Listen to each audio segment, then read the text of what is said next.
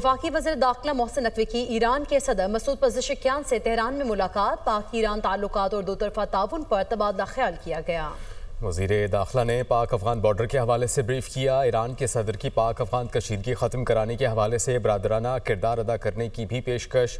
محسن نقوی نے کہا کہ ایران اور پاکستان علاقائی امن اور استحکام کی شراکت دار ہیں۔ ایرانی صدر نے کہا کہ پاکستان کے ساتھ تعلقات کو خصوصی اہمیت دیتے ہیں۔ دونوں ممالک کے پاس تعاون کو فروغ دینے کے بے پناہ مواقع موجود ہیں۔ وفاقی وزیر داخلہ محسن نقوی کی ایران کے صدر مسعود پزشکیان سے تہران میں ملاقات، پاک ایران تعلقات اور دو طرفہ تعاون پر تبادلہ خیال کیا گیا۔ وزیر داخلہ نے پاک افغان بارڈر کے حوالے سے بریف کیا۔ ایران کے صدر کی پاک افغان کشیدگی ختم کرانے کے حوالے سے برادرانہ کردار ادا کرنے کی بھی پیشکش۔ محسن نقوی نے کہا کہ ایران اور پاکستان علاقائی امن اور استحکام کی شراکت دار ہیں۔